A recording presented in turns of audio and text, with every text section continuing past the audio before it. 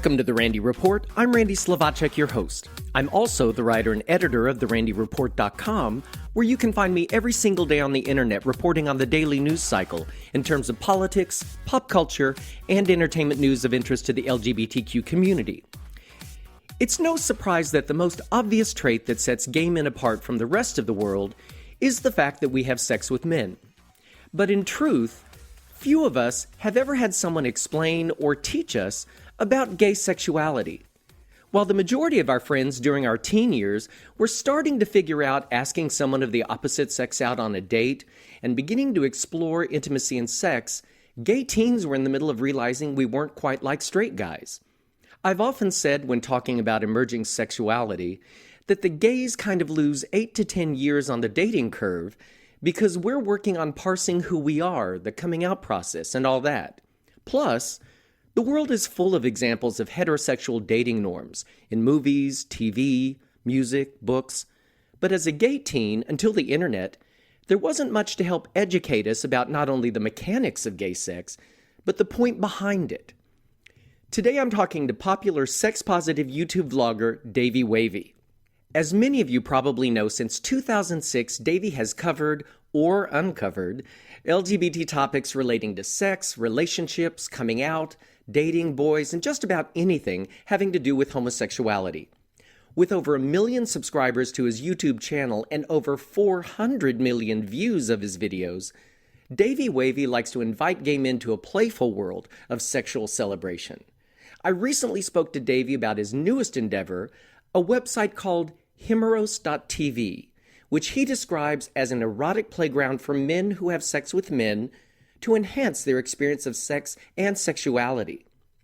While the site features erotic videos of men having sex, Davey says the intent of the site is what sets it apart from your everyday porn site. For Davey, it's about experiencing the fullness of male sexuality and increasing pleasure through intimacy and discovery. Davey's goal is to help gay men connect better with one another, as well as challenge men to learn more about themselves. But Davey explains it much better than I. Let's say hello to Davey Wavey. I've been a fan of yours going back to 2006, 2007 when you started on YouTube. I think it was in connection with you that I first heard the phrase sex positive. Oh, interesting. One of the great things that you do is you talk about sex and you bring humor to it and you make it like human and it's not too serious, but it's an important thing for people to talk about. And you've talked about the fact that gay men often learn about sex through porn, which really isn't anything about intimacy. Yeah. I mean, there's a perfect storm of circumstances that make sex really difficult and complicated for gay men. It's through this process of coming out and the world telling us that we're less than, our religion telling us that we are wrong, our parents or family and friends disowning us. I mean, there's this whole kind of process that I think makes a lot of gay men feel a sense of shame around their sexuality. And then when they have sex, there's a lot of guilt that we feel. So that's happening on one hand. And then on the other, there's this complete void, this complete lack of information and resources about sex in general, but then especially queer or LGBT and sex, and of course, gay sex being part of that everything that's out there really isn't made for us. At all. Yeah. And if you're lucky enough to have like some semblance of a sex education course or class growing up in school, I can promise you that we're not on the curriculum. Right. It's just not. What resources do we have to turn to? I mean, we can ask our friends, we can try things out for ourselves, trial and error, which, oftentimes is mostly error. Error. Yeah. Or then we look at porn. I was recently telling my husband something. He was talking about his first kind of boyfriend or whatever it is when you kind of come out as a gay man and you play around with someone officially like it's a real thing. And it reminded me, my first sexual encounters, like I didn't know what I was doing. And the first time some things came up and you tried it and you're like, ow! Right. That hurts. And no one's there to tell you, oh, honey, you need to ABC and this will help you out. And, especially I'm in my early 50s. And when I was dealing with all of this, there was nothing out there to kind of help me out. Now we have Davey Wavey, but back then we didn't have anything. Yeah. Well, and so you can completely understand the situation where like most gay men, myself included, turn to porn to teach us about gay sex. Now, porn was never intended to teach us about gay sex.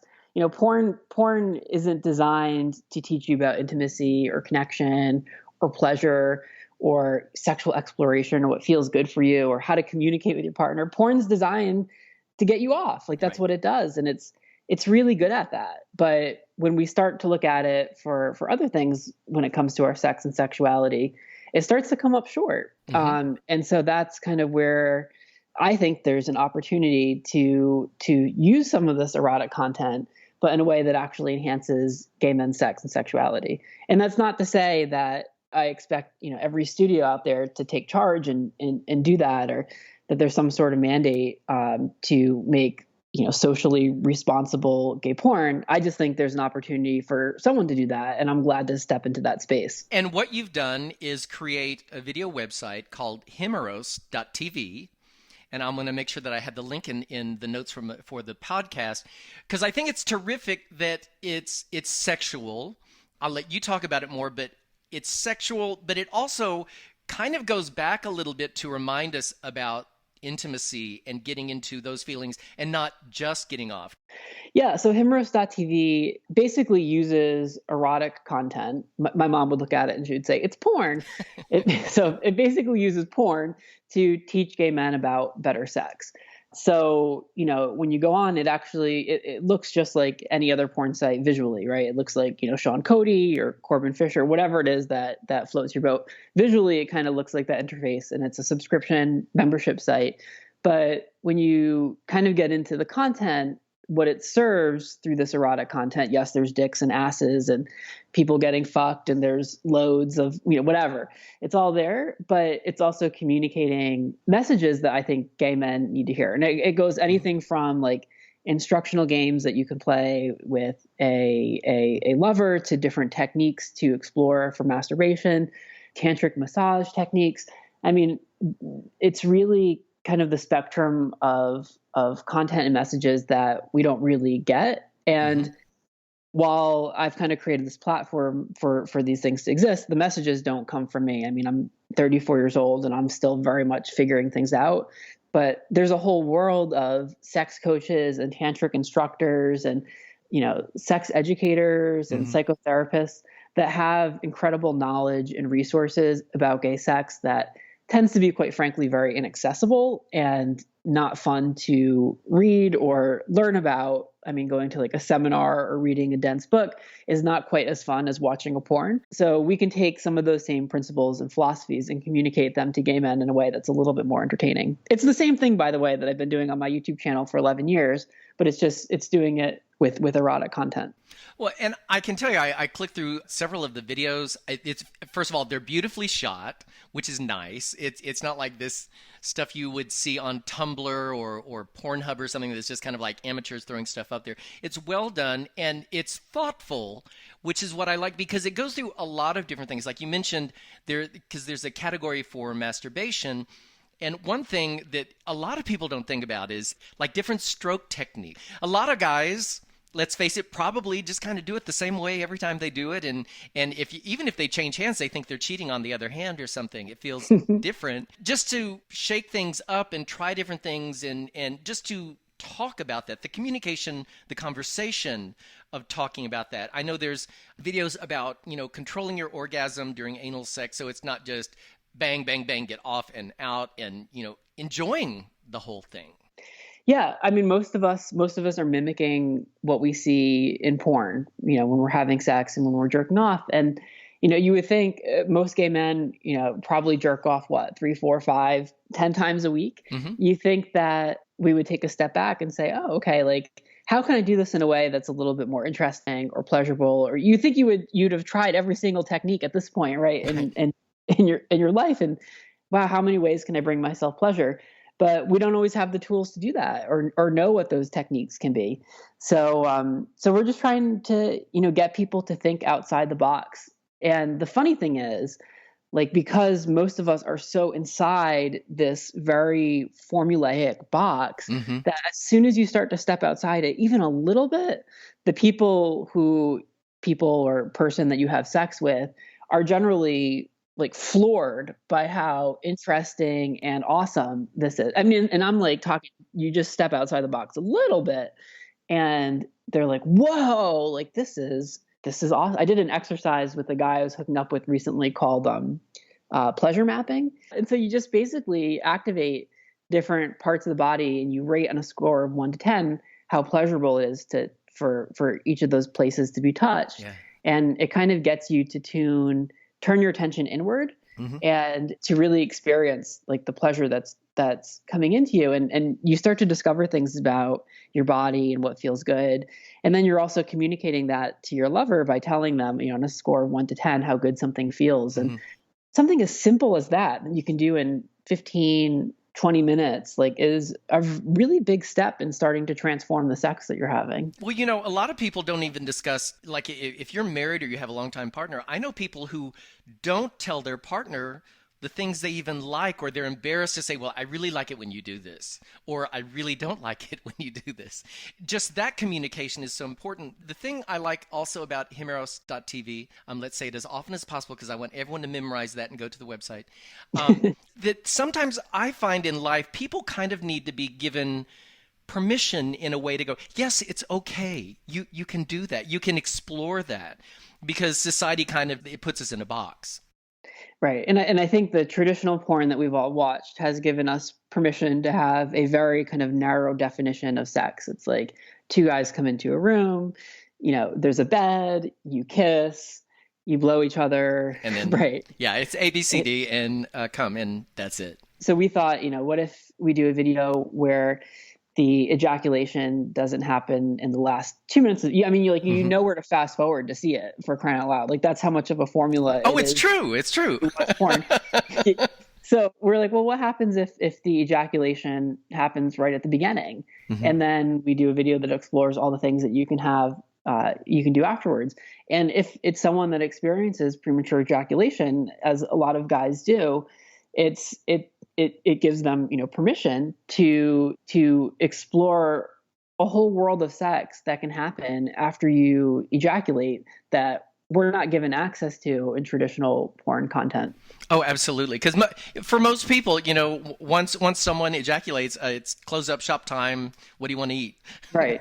Which is so boring. I love that you guys did even a video on that, because it's true. And, sometimes maybe someone comes early and now what do we do? Oh, well, I guess I don't get to get off or something. Right.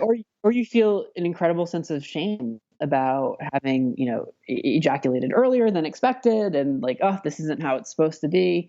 Like it's important for people to see sex in kind of an expanded way. So that's what we're doing. And you're shooting these videos all over you're not just like shooting in some studio or something. These are like pretty videos, and a lot of it's outdoors, and you've been to Brazil and Palm Springs and Hawaii and Brooklyn. Hello, Italian boys.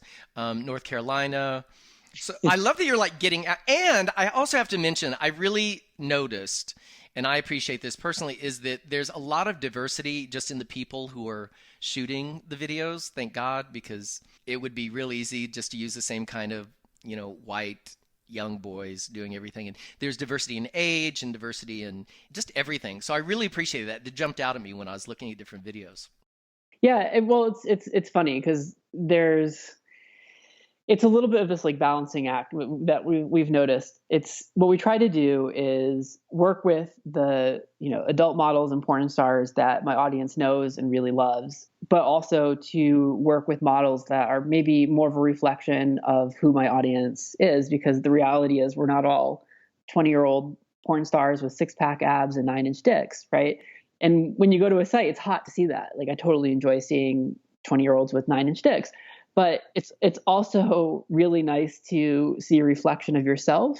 Otherwise, you can kind of get a sense of, gee, this sexual ecstasy that you guys are showing is awesome, but I don't think it's available to me or to people that look like me. Absolutely. So people we're trying do to serve think a little bit of yes. both. Yeah. So we had a video the other day with an 83-year-old in it, and I didn't really think much of it when we put it up, and we kind of did our normal like press about it. And all of a sudden the story got picked up by all these blogs, and it went mainstream. And the Jerry Springer Show of all people called. They wanted to work with. Oh, really? Yeah, and I was like, that's not happening. But thanks for your interest. Because for a lot of people, like, it's really out of the ordinary to see an 83-year-old expressing their sexuality and their sex openly and freely. And we kind of tend to like neuter our elders, not just in the LGBT community, but no, it's true. Just in general. It's why Betty White is funny, is because people think, gosh, that 90-year-old woman is so dirty, she shouldn't be saying those things. Well, guess what? Like, when we're 90 years old, I sure as hell plan to be a whole lot dirtier than Betty White. Right. Like, that doesn't stop with age. Right. So it's important for us to show that and to honor that. Along those same lines, because you brought up Betty White, one of the things I love, I mentioned my husband is the publicist for Chippendales here in Las Vegas. When he has celebrities come see the show, I often come and I sit in the back of the house, and half of the show for me, I enjoy looking at the guys, and they're all nice guys. But for me, much in the same way you're talking about for gay people, I love that Chippendales kind of gives women permission to enjoy their sexuality because, a lot of societal pressures have told women, oh, you shouldn't be too sexual or that's dirty and sometimes the wildest women, the women who are like screaming the loudest, are like 60 or 70 years old at Chippendales. And I think that's fabulous. It makes me so happy. Just for everybody, that whole universal message, I think, is important. But you do this for the gays, and I'm glad that you do, because like I said at the beginning, you were the first person to ever say the phrase sex positive, and I had to sit and think about that when I first heard it. I thought, God, I really like that, because my husband and I are actually very comfortable with the topic of sex, but we know a whole lot of people who are very uptight about it. And I don't mean to judge other people, but there's a part of us, I just want to go, gosh, if you could relax just a little, you'd be having more fun with even just the topic. I'm not talking about even getting into sex, but just the topic of sex. It's funny because this was a conversation I was having with one of the sex coaches that we were working with is about that shame and that guilt that people have, especially around gay sex. I was trying to think of a way to phrase that for our website, but I didn't want to frame it in terms of like, we're about like removing shame and guilt. Like, I didn't want to phrase it in terms of the negative thing. I wanted to frame it in terms of something positive. And I struggled to find whatever word was the opposite of shame and of guilt. And finally, the coach stepped in and he said, the word that you're looking for is joy. It's treating our sex and our sexuality, our gay sex and our gay sexuality, with joy. And that's the opposite of shame and guilt. It's when you infuse it with joy and with light that it completely changes the experience for gay men, and you start to shed those layers. So even when we do like stupid YouTube videos, I did a video not too long ago that was called the What's Up My Butt Challenge. and it was a parody. There's this horrible like challenge video genre on YouTube full of really it's just painful to watch. But they did have this series called the What's Up My Butt Challenge, and it was people like sitting on through their jeans, sitting on different objects and trying to guess what they were. So we thought we can do a better version of this. And so we had Brent Everett, who's one of my favorite porn stars from when I was just like a little kid growing up. And he came over and he put different like household objects up my butt and had to guess what they were. And I got a note from YouTube being like, this is kind of towing the line. Like, what are you doing here? And like, this is a little ridiculous. But for me, it really was about like, we're laughing, we're having fun around something that there's so much stigma around butt sex. And that was a way to be joyfully gay. Right. And for people to see that. So yeah, it's a ridiculous video, but I think there's a value in content like that. Because there is an exploration to be had there, like just to even be aware of like feeling different things, I would imagine, but also to have fun with it, not be afraid of it. Well, thank you so much for having time to chat. I really, really appreciate it. I'm going to tell my readers exactly where to find you on YouTube and also himeros.tv, and make sure you go there, check it out, and have fun with it. Yeah, thank you. Thanks for taking the time to chat with me. Thanks to Davey for having time to chat with the Randy Report today. I've said for years that human sexuality is something to be celebrated, not be ashamed of, so I appreciate everything he does on that front. I'll make sure to have links to his YouTube channel and himroast.tv in the show notes. That brings me to the end of this episode of The Randy Report. If you enjoy catching up on LGBT news with The Randy Report, I'd appreciate it if you share with your friends. I like to think of this podcast as the 60 minutes of gay news, only shorter. And remember, you can find me every single day on the internet at therandyreport.com, where I follow the daily news cycle in terms of politics, pop culture, and entertainment news of interest to the LGBTQ community. Thanks for listening, folks. See you next time.